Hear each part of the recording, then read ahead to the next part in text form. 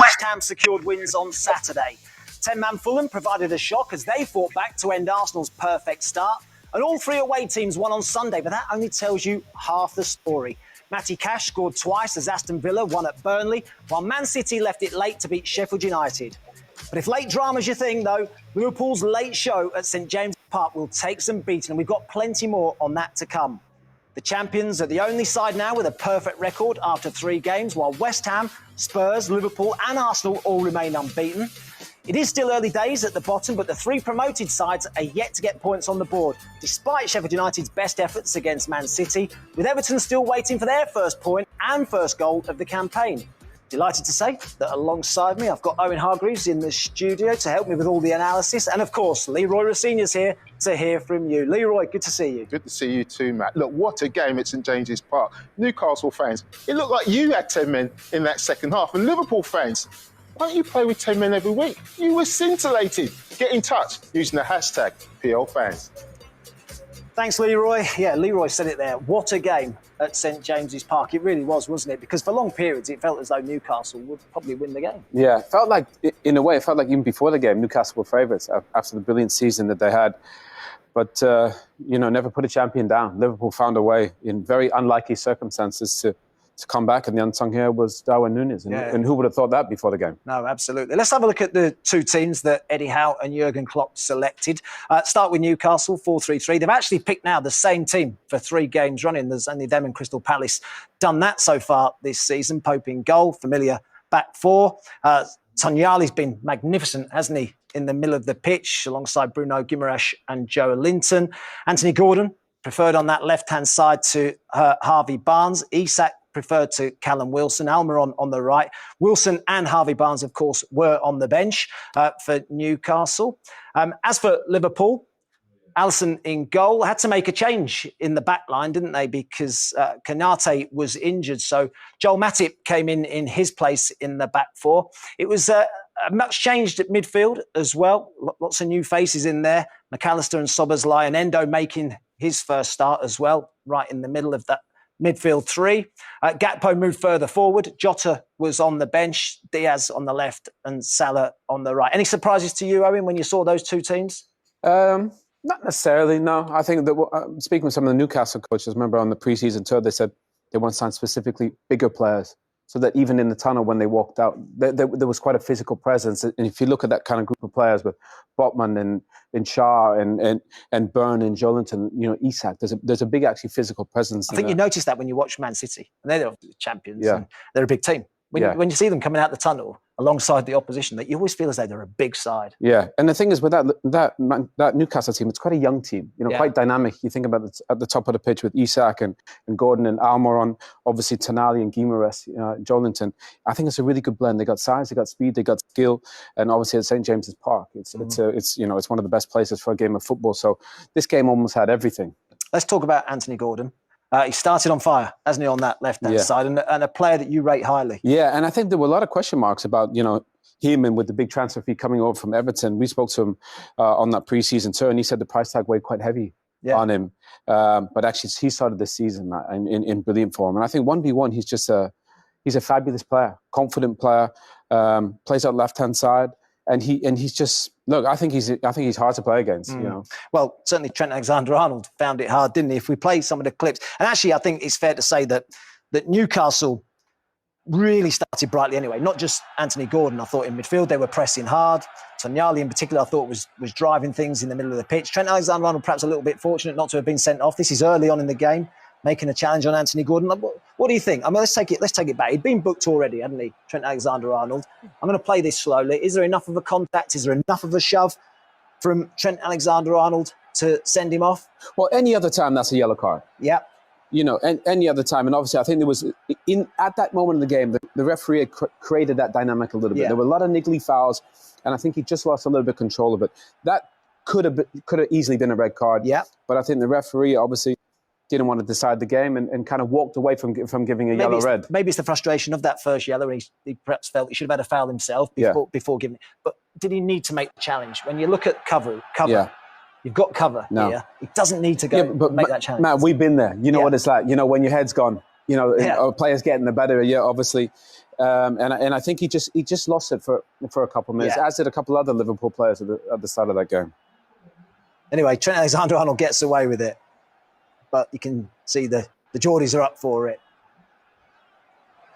Now then, I think this goal, this is his goal, comes about because of the pressure that Newcastle put Liverpool under early on in the game. They're on the front foot. They're trying to close down all over the place. And I think already here, even though Salah's in good possession, he's already thinking, if that ball goes back in there, I'm on my way, isn't it? Yeah, and the one reason why this goal does happen as well is just Matip.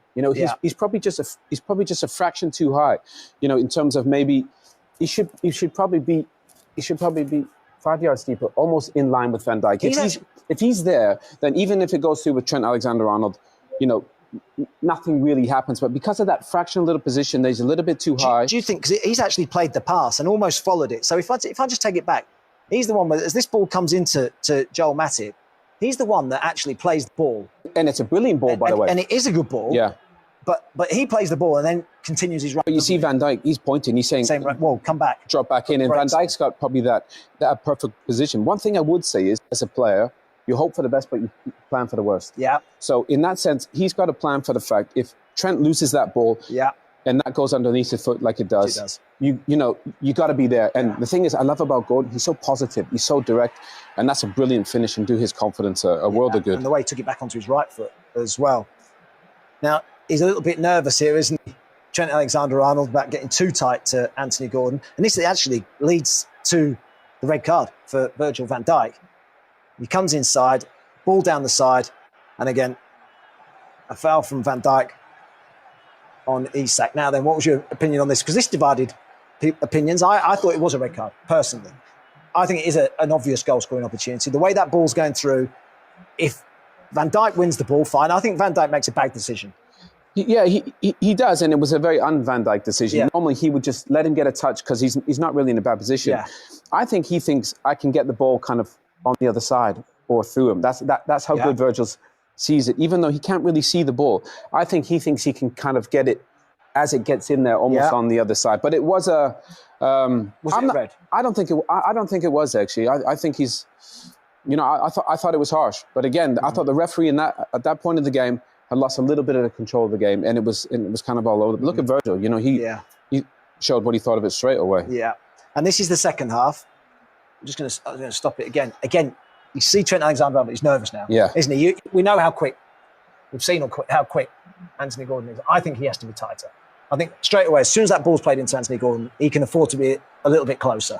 But he's nervous of his pace. Yeah, but I think back in the day when we played, it makes us sound like dinosaurs. Normally, if you played on the right, you would kind of help protect. Yeah. But I don't think you don't see a lot of the defenders getting any protection from any of the wingers anymore. Whether it's Szoboszlai or Mo Salah, and I think that puts Trent in a really difficult position. Matt, you're 100% right. That distance is far too great. Yeah. Does he go and squeeze in? Does he drop off? Can't really, because he doesn't have protection. I think he's a little bit stuck. Do you think this has made a difference? Matip there rather than Konate?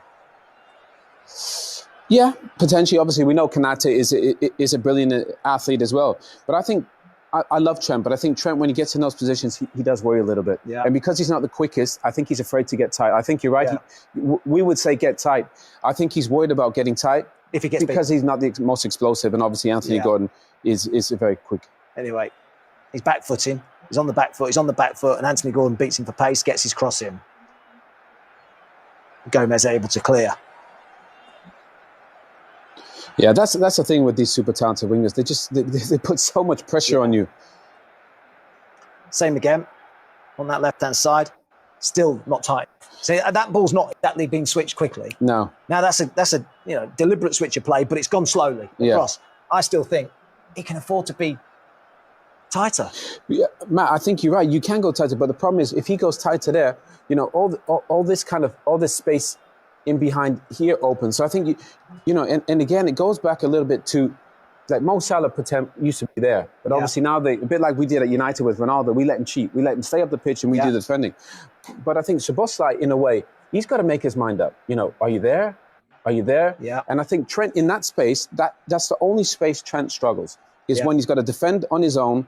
And I think it is a very difficult thing because, look, what happens? Anthony Gordon gets a head start on him, drops a shoulder inside, and you're in big trouble. I think Trent's got to learn to start bumping people. Yeah. You know, when they get on a run, just bump him. Should just say as well, because I think the game changed for both sides with substitutions. This was Anthony Gordon going off and Harvey Barnes coming on. 72nd minute.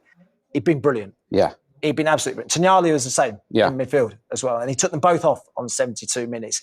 In hindsight, he probably wishes he hadn't made that decision. Matt, you're right. I mean, we've seen Harvey Barnes have a huge impact in games, kind of coming off the bench, you know, scoring a couple of late goals as it opens up. And I'm sure that's what Eddie Howe thought. But you're right, you know, with Anthony Gordon coming off, the momentum switched.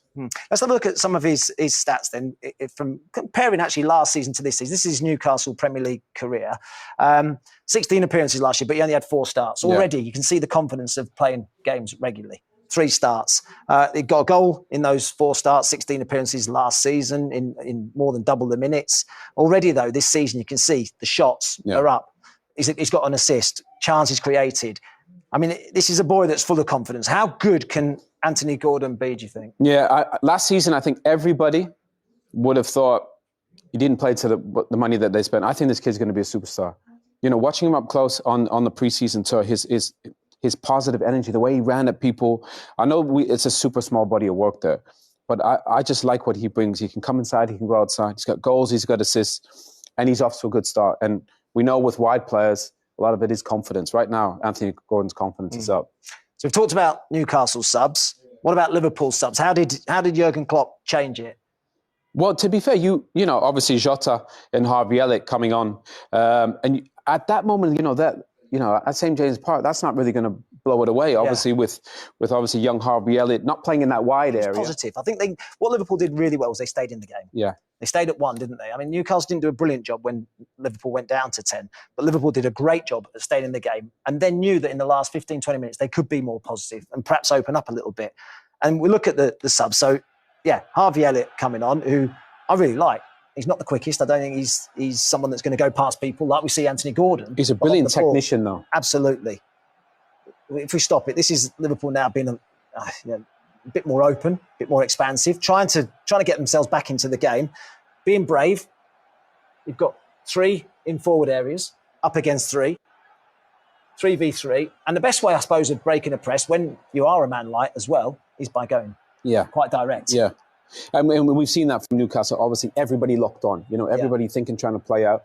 And when people are locked on, obviously, you know, you got to that space is there. You know, you got to work towards that, and you got to put it into that position. The quickest way to beat a press is that, whether people like it or not. But obviously, then you got to win the first header. How good a header? And Jota, that header is a controlled header. He meant every part of it, and then the space is opened up. I mean, that is just picture perfect.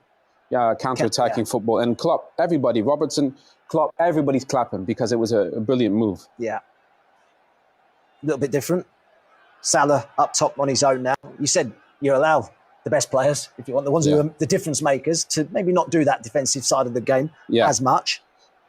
One thing I would say is this ball that Tonali plays, you know. Should we take it back? Yeah, Let's take that back. It doesn't exist. You know, and Tonali, as you said, played brilliant in the game. Yeah.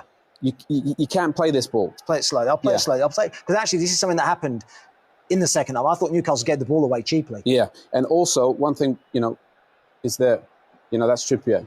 You know, so when you get in these positions where you turn over the ball and there's a bit of a counter-attack, you know, that it puts so much pressure on the team because people are out of position. And there, you see Trippier again. You know, he's in that position. What happens there? You know, the defender's got to come over, and then all of a sudden, all the other spaces start to open up in other areas of the pitch. And credit Liverpool, Szoboszlai is a fantastic player. And if you paused it there, actually now, we talked about 3v3, being positive late on in the game. Yeah. That's where we're at again now. I think 3v3. I like Liverpool in transition more. I know they like to, you know, sort of want to play more football and have more possession, but I actually think their players suit breaking into these spaces. I just think they look so dangerous. And we saw that, you know, towards the end of the game, spaces opened up. And the one thing they were, Matt, was clinical. Yeah, absolutely. And then there was another substitution. This man came on. Now, talk about a game changer, Darwin Nunez, and the impact that he had. Yeah. You know, even in the short time that he was on the pitch, he had a number of opportunities. I think he had 3 chances, all in the same area of the pitch as well. I'm so used to seeing Darwin Nunez off this left-hand side. We'll just highlight him. There he is on the right-hand side. How often did we see him last year play on this flank here? Yeah. Played over here, didn't he, on that left-hand side rather than on the right-hand side. This is the channel that he got in, though. Yeah. Regularly against Newcastle. Is it because he's recognised maybe Dan Burn not the quickest? He can get him down that channel? Well, I don't think they could have anybody wide, just with the numbers. You know, obviously, I think they needed somebody at the top of the pitch. But it's interesting the way that affects Mo Salah's. You know, Mo started to drop a little bit deeper, obviously, with Darwin being the reference point. Before we saw Mo Salah was a reference point. And I like the fact that they have smart players. They can mix it up depending on who's playing and what they need. I mean, this is brilliant. It really is. Harvey Elliott, you know, and that's... So this is what he can do, isn't it? This is what he can do. And you can see the space that's in behind it. They're quite high, aren't they? Yeah, there's plenty of space there, and he's on the move. He's on the move already. He's looking at Darwin Nunez. And the one thing, Matt, is, you know, there's no real pressure on that ball. Yeah. And if there's no pressure on the ball... Drop off. Drop off. We all say that. No pressure on the ball, drop off. They don't drop off. And this is why what happens with top players. Harvey Elliott, that ball in behind. Just took him back. Yeah, just a bit of a bad touch. But actually, the intent was there. The run was there. And it was a great warning. It was a great warning for Newcastle as well, but they didn't heed it. No. And it's interesting. We saw on that pass that broke the lines. Watch this one. You know, once it gets into Trent Alexander-Arnold here, this ball, he's already checking his shoulder. You know, can I get into that? And look at Mo. And again, we say about Mo, you know, dropping there. Why? Because the reference point is Darwin. Yeah. And these are all coordinated moves. This ball from Trent is fabulous. Opens it up. Bump, set, and we're out. And then Darwin's on the shoulder there. A little bit fortunate. Super fortunate. Yeah. But look, what a finish, by the way. Brilliant finish. And that doesn't look like a guy that's not confident. No. You know, that doesn't look like the guy that struggles in front of goal. Do you think it's less time, though? Less time to think about it? You just nailed it, Matt. He's got to do it quicker. Ball long. Newcastle giving the ball away in midfield. Guimaraes this time. You said Tonyali gave the ball away earlier. Guimaraes this time in midfield. Yeah. Here he is. Those balls don't... You can't give that away, can you? Matt, and that ball's just got to get over the top. Yeah. It's it. And you're in, you know, and then you transition the other way. But turnover possession in midfield, killer. But I love the fact Mo Salah. What a ball. I'm just not sure if we bring this back, what Dan Burns done. You know, he's got him there. He's got him 1v1. And I think I'm just going to run it slow. He just there, you know. Yeah. That little yard, he just delays, doesn't he, Matt? That little yard just gets him. Yeah. And Darwin is so quick. What a finish, though. After he'd scored the first one, you think he's going to score one. Yeah. You're going to score this one. What a turnaround. I prefer him central. What about you? Yeah, I prefer him central. Yeah, because I think he can run kind of I think he do the both ways. I think when he plays off the left, he's trying to drift inside. I would agree. Let's have a look at the intensity of the two teams. Yeah. Now, first half, Newcastle out the blocks quickly. We said they were the better team first half. Until really, Liverpool went down to 10 men. Yeah. And that's when it just started to tail off a little bit for them. But the numbers look more sprints than Liverpool in the first half, more intensive runs. But it flipped in the second half. I know they ran more distance. Yeah. But in terms of sprints, Liverpool now have done more than Newcastle in the second half and intensive runs with a man less. Yeah. That's a big number. You know, 83 for Newcastle, 64 for Liverpool.